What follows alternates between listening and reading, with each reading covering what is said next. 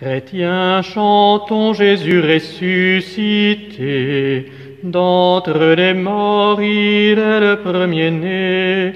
Alléluia, Alléluia, Alléluia, Alléluia, Alléluia. Il est vivant celui qui était mort, il est celui qui nous sauve de la mort. Alléluia, Alléluia, Alléluia, Alléluia, Alléluia. En Jésus-Christ nous sommes baptisés, vainqueurs du mal déjà ressuscité. Alléluia, Alléluia, Alléluia, Alléluia, Alléluia. Témoins du Christ au chemin de la foi, soyons semeurs d'espérance et de joie. Alléluia, Alléluia, Alléluia, Alléluia, Alléluia.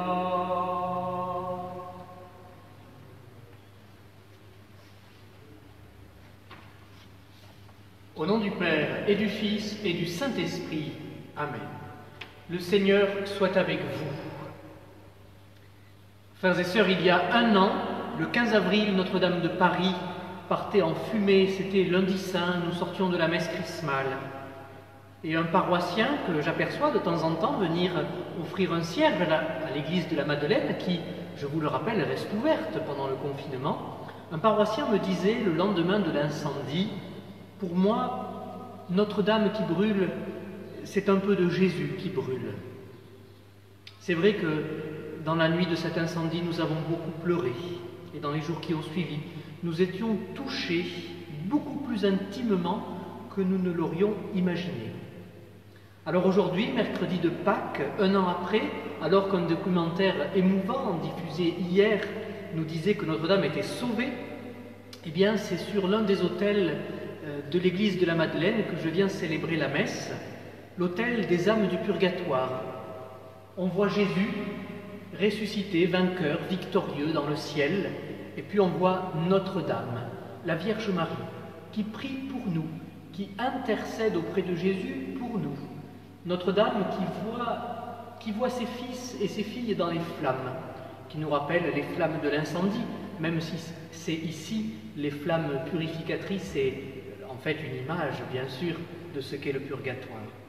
Et puis, sur cet autel des âmes du purgatoire, eh bien, on est juste à côté d'un échafaudage que j'ai voulu rendre visible sur la vidéo de cette Eucharistie. Cet échafaudage qui nous rappelle l'échafaudage de Notre-Dame, la cathédrale parisienne, qui nous rappelle en fait l'échafaudage de notre vie qui a besoin d'être sauvée, plus qu'une cathédrale, notre vie qui est précieuse auprès de Dieu. Notre-Dame, sous l'intercession de laquelle nous nous plaçons, prie pour nous, intercède pour nous. Et puis, je chanterai la séquence pascale, comme chaque jour de l'octave de Pâques, où l'Église nous le demande, avec le rythme et la manière spécifiques à la cathédrale parisienne, aujourd'hui. Entrons dans cette Eucharistie en reconnaissant que nous avons besoin d'être sauvés, d'être libérés, que nous valons bien davantage qu'une cathédrale de pierre et que notre humanité, en ce moment, est dans de bien plus graves périls.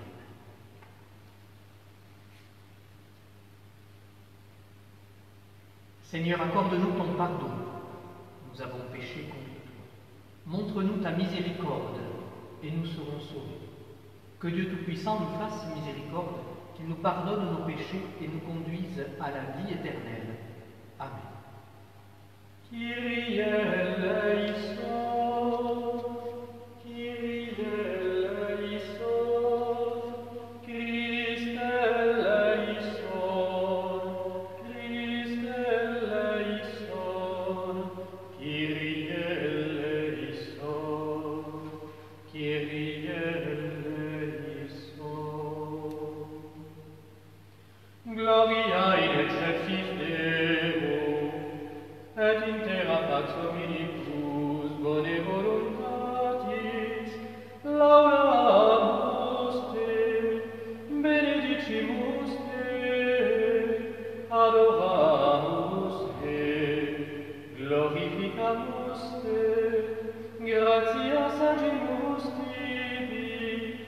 propter maniam gloriam tuam, Domine Deus Rei Celestis, Deus Pater omnipotens, Domine Filii unicenite, Iesum Christe, Domine Deus Agnus Dei, Filius Patris, qui tollis peccata mundi, miserere nobis, qui tollis peccata mundi, suscipe deprecationem nostra, qui sedes ad dexteram Patris, miserere nobis, quoniam tu solus sanctus, tu solus Dominus, tu salus altissimus, Iesu Christe, cum Sancto Spiritu, in gloria Dei Patris. Amen.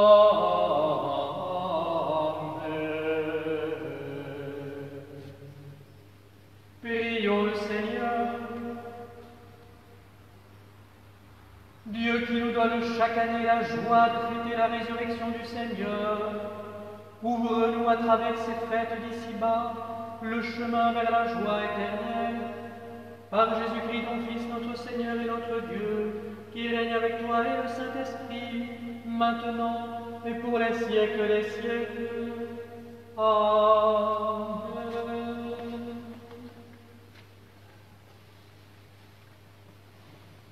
Lecture du livre des Actes des Apôtres.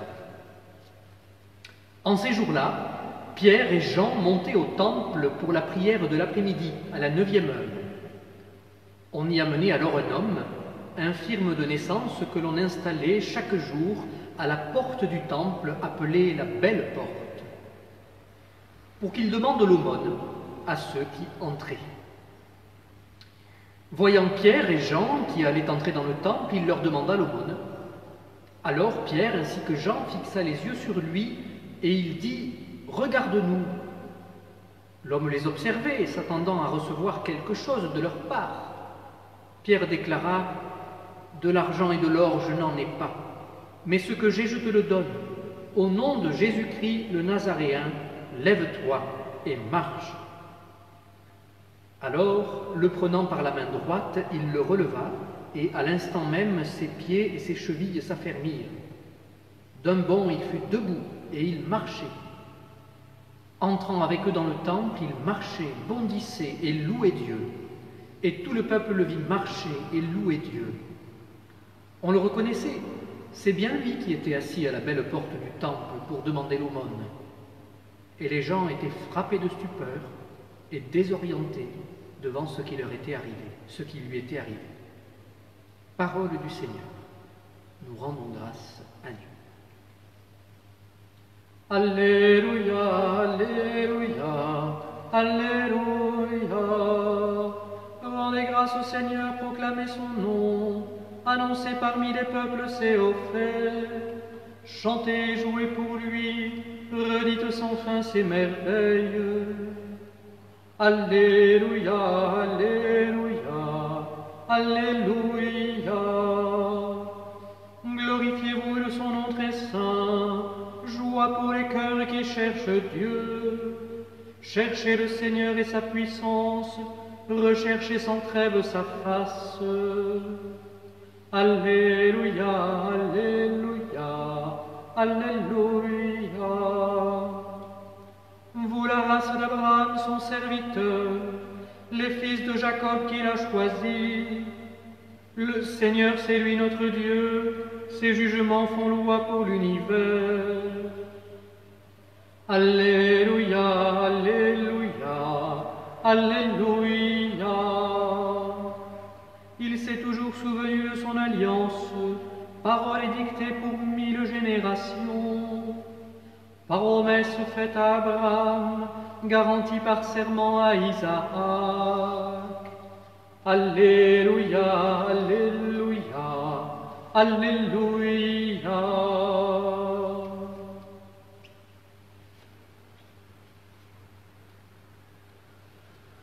Alléluia, Alléluia, Alléluia. Voici le jour que fit le Seigneur, qu'il soit pour nous jour de fête et de joie. Alléluia, Alléluia, Alléluia. Le Seigneur soit avec vous. Évangile de Jésus-Christ selon saint Luc. Gloire à toi, Seigneur. Le même jour, c'est-à-dire le premier jour de la semaine, 2 disciples faisaient route vers un village appelé Emmaüs, à 2 heures de marche de Jérusalem, et ils parlaient entre eux de tout ce qui s'était passé. Or, tandis qu'ils s'entretenaient et s'interrogeaient, Jésus lui-même s'approcha, et il marchait avec eux. Mais leurs yeux étaient empêchés de le reconnaître. Jésus leur dit « De quoi discutez-vous en marchant ?» Alors ils s'arrêtèrent tout tristes. L'un des deux, nommé Cléophas, lui répondit « Tu es bien le seul étranger résidant à Jérusalem qui ignore les événements de ces jours-ci. » Il leur dit « Quels événements ?»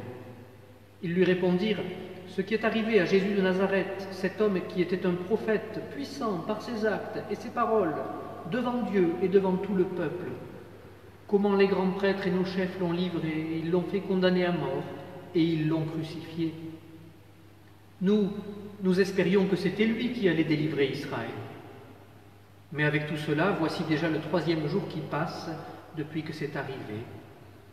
À vrai dire, des femmes de notre groupe nous ont remplis de stupeur. Quand, dès l'aurore, elles sont allées au tombeau, elles n'ont pas trouvé son corps.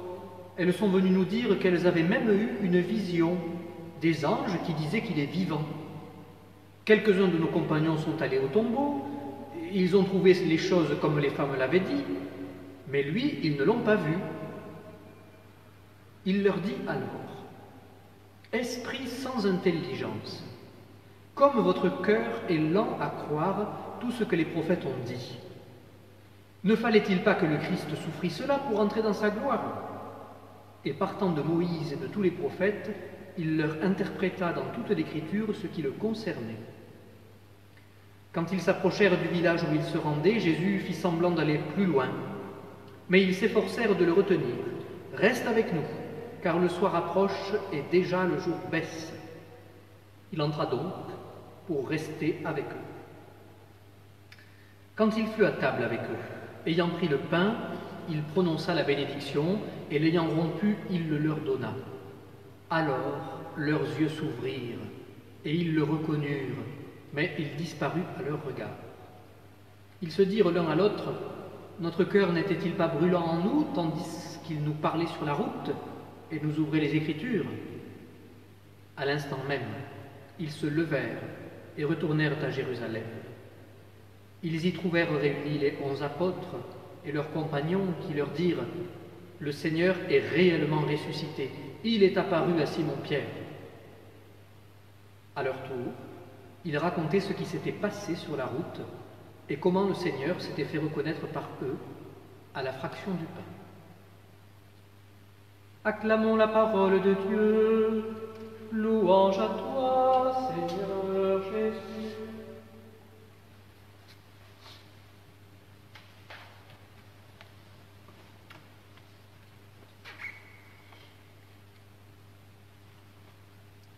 Chers amis, chers frères et sœurs, notre Dieu est un libérateur. Alors que nous avons un peu l'impression d'être enfermés, confinés que nous sommes et enfermés peut-être aussi dans notre peur, notre inquiétude, nos angoisses de la maladie, de l'avenir, pour nos proches, pour le boulot, etc. Eh bien, nous accueillons le Christ qui nous rejoint dans notre tristesse, comme les disciples d'Emmaüs, dans notre aveuglement peut-être, qui nous rejoint aussi dans notre triste sort d'infirme, comme celui de la belle porte. Et je voudrais d'ailleurs vous proposer de vous arrêter plutôt aujourd'hui à la belle porte, avec Pierre et Jean qui montent au temple. C'est la première lecture. 2 points de méditation qui peuvent irriguer ce que nous vivons. D'abord, avez-vous été attentif, sensible à cet échange de regards? Bien sûr, il y a l'infirme qui regarde sans regarder. Il voit passer les gens, et Pierre et Jean sont des pèlerins parmi d'autres qui passent. Peut-être, avec cet espoir 1000 fois renouvelé dans la journée, que ceux-là lui laisseront une petite obole. Et puis, il y a Pierre qui le regarde, et Jean qui le regarde aussi. Il ne le voit pas comme un mendiant, vous savez, anonyme. Parfois, d'ailleurs, nous faisons semblant de ne pas les voir du tout, en détournant le regard, en faisant comme s'il n'était pas là. Non, Pierre et Jean le regardent, délibérément. Ils le considèrent. Et ils lui permettent aussi ce même regard. Regarde-nous, disent-ils. Ils se tiennent finalement en vis-à-vis. Pierre et Jean introduisent une réciprocité. Dieu, dont les apôtres ici se font les témoins, les bras, les relais, Dieu nous regarde en vis-à-vis. Et il veut que nous regardions les autres tels qu'il nous regarde lui-même. Et ensuite, un deuxième point que j'aborde brièvement, c'est évidemment ce relèvement. Le boiteux est redressé, il est relevé. Et vous savez ou vous ne le savez pas, c'est le même mot grec qui est utilisé pour évoquer la résurrection, le relèvement de Jésus. Ce n'est pas un hasard. Pour ce boiteux, c'est une vraie résurrection. De la même manière que pour les 2 disciples d'Emmaüs, c'est une résurrection. Et alors, les apôtres le relèvent en lui donnant leur trésor. Ce que j'ai, je te le donne. C'est-à-dire le trésor de la résurrection du Christ, dont ils sont les ambassadeurs et les témoins. Aujourd'hui, nous pensons évidemment au relèvement de Notre-Dame de Paris. Vous avez remarqué que le boiteux, lorsqu'il est remis debout, il lui est donc désormais possible, rituellement, selon la loi des Juifs, de rentrer dans le temple. Et nous pensons au jour où nous rentrerons de nouveau dans le temple, dans Notre-Dame de Paris, mais aussi simplement dans nos églises, pour nous y retrouver et pour reconnaître le Christ à la fraction du pain, comme les disciples d'Emmaüs. Et nous pensons évidemment, en ce moment particulièrement, au relèvement de tous nos malades. Le Christ est le seul vrai sauveur, le seul vrai libérateur, le seul qui nous relève. Peut-être pouvons-nous, bien sûr, reconnaître dans les artisans de Notre-Dame de Paris aujourd'hui, ou le personnel soignant en particulier, des sauveurs. En tout cas, plutôt des relais du seul vrai sauveur. Mais peut-être pouvons-nous être, pour les autres, des témoins, des relais et des missionnaires de cette libération du seul vrai libérateur, le Christ, mort et ressuscité.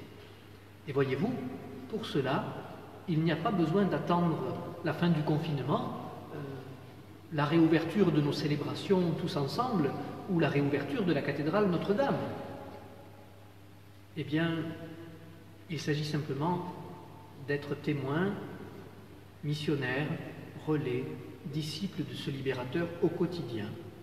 En fait, c'est à portée de regard, à portée de main, à portée peut-être de souris ou de téléphone.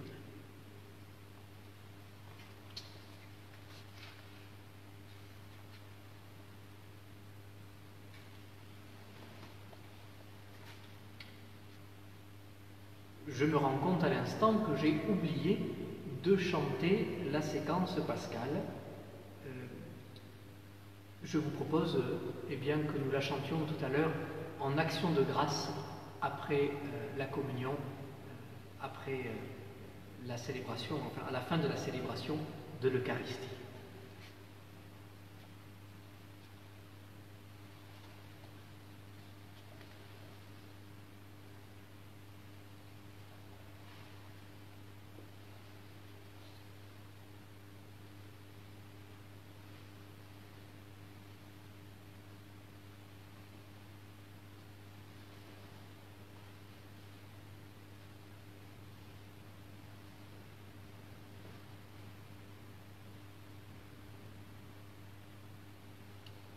Tu es béni, Seigneur Dieu de l'univers, qui nous donne ce pain. Et de la terre et du travail des hommes. Nous te le présentons, il deviendra le pain de la vie. Béni soit Dieu maintenant.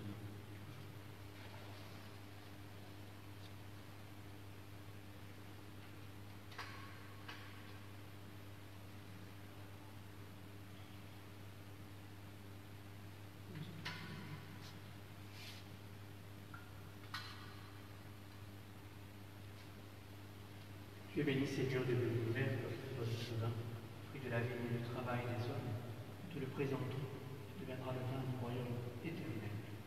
Béni soit Dieu.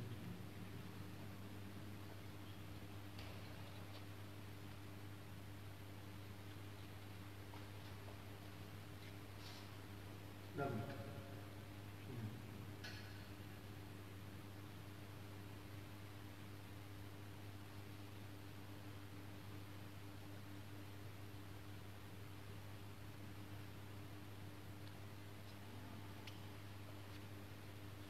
Prions ensemble au moment d'offrir le sacrifice de toute l'Église.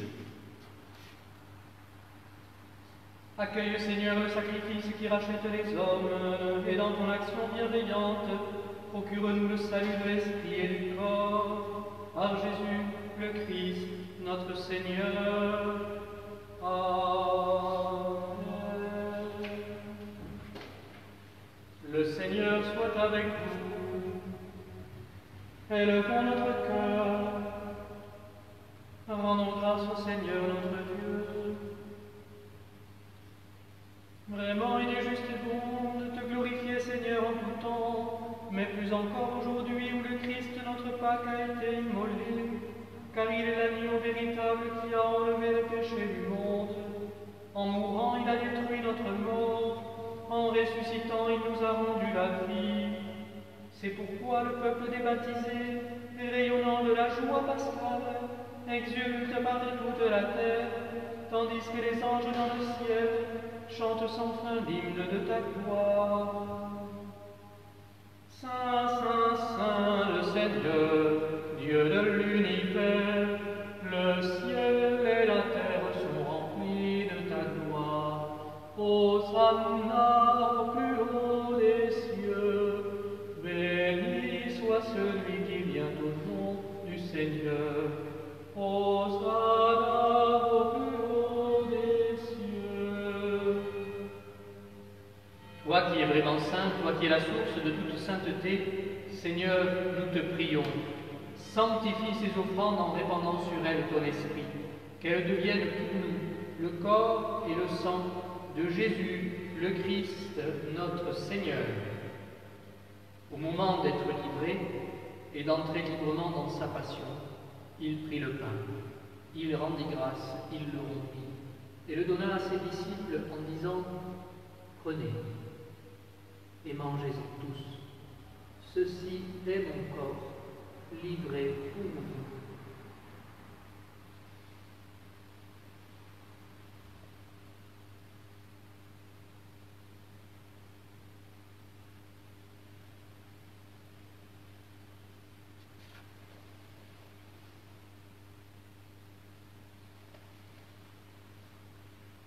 De même, à la fin du repas, il prit la coupe. De nouveau, il rendit grâce et la donna à ses disciples en disant « Prenez et buvez-en tous, car ceci est la coupe de mon sang, le sang de l'alliance nouvelle et éternelle, qui sera versé pour vous et pour la multitude en rémission des péchés. Vous ferez cela en mémoire de moi. »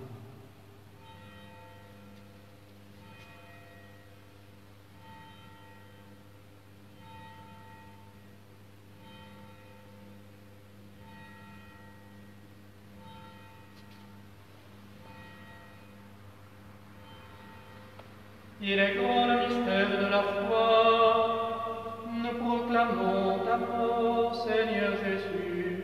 Nous célébrons ta résurrection.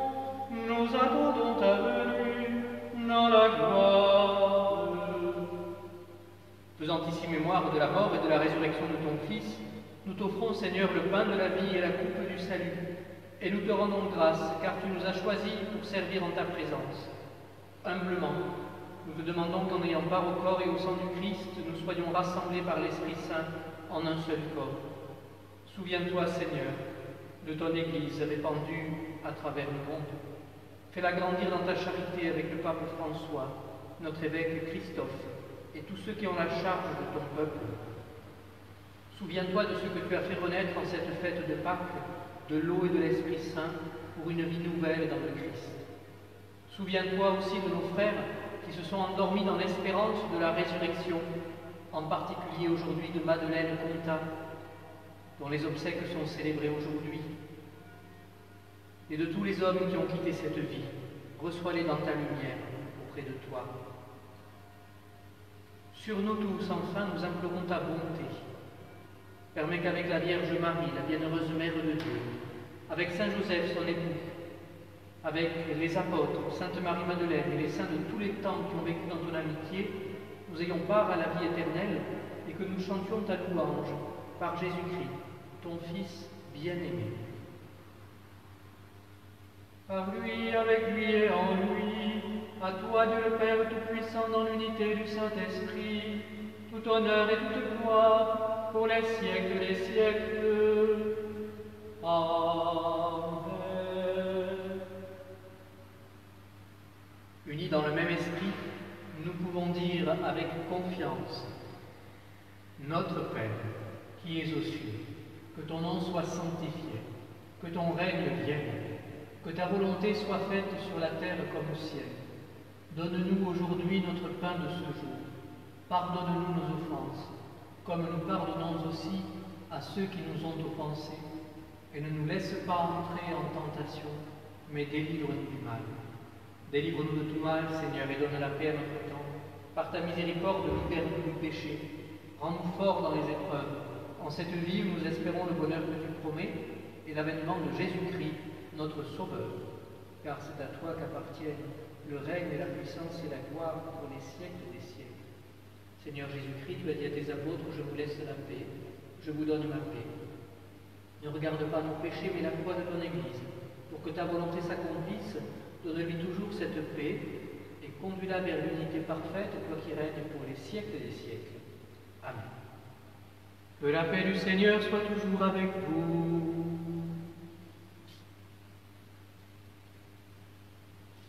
Agneau de Dieu qui enlève le péché du monde, prends pitié de nous. Agneau de Dieu qui enlève le péché du monde, prends pitié de nous. Agneau de Dieu qui enlève le péché du monde, donne-nous la paix.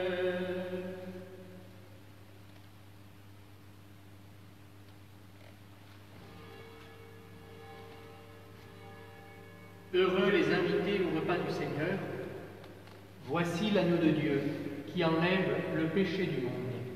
Seigneur, je ne suis pas digne de te recevoir, mais dis seulement une parole et je serai guéri.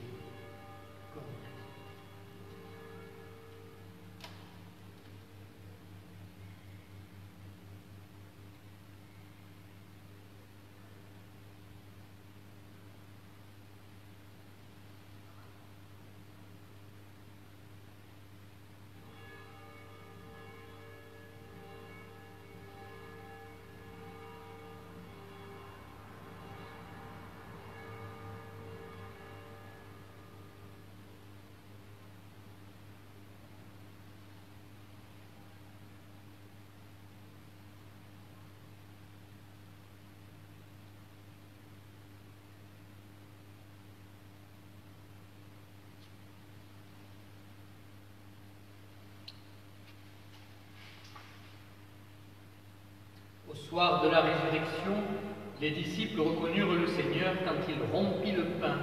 Alléluia.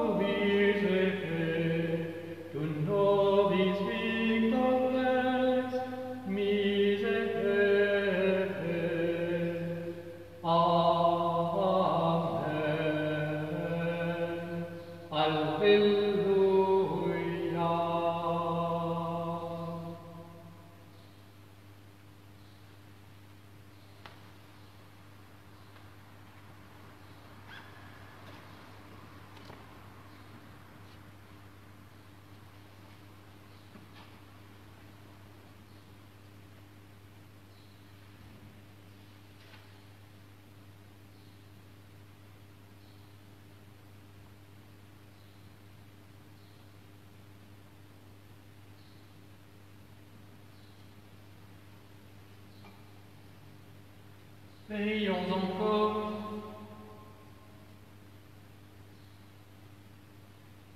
Nous te le demandons, Seigneur, que cette communion au mystère de ton Fils nous fasse entrer libres de tout vieillissement dans la nouvelle création, par Jésus le Christ, notre Seigneur. Amen.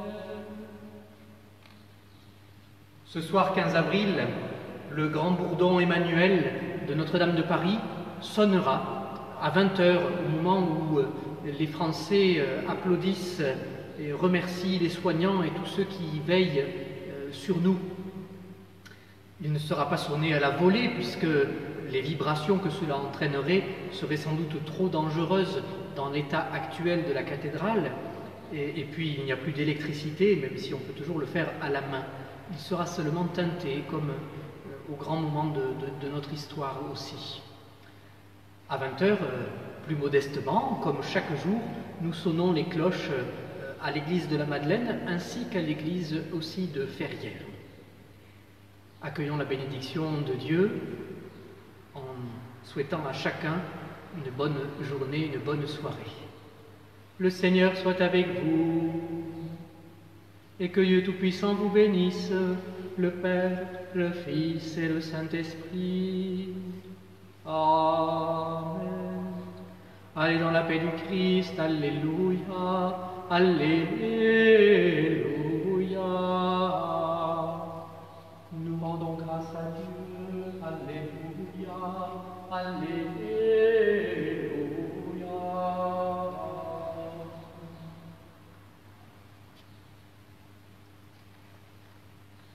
Toi, Notre-Dame, nous te chantons, toi, notre Mère, nous te prions, toi qui portes la vie, toi qui portes la joie, toi que touche le Christ, toi que touche notre foi, toi, Notre-Dame, nous te chantons, toi, notre Mère, nous te prions.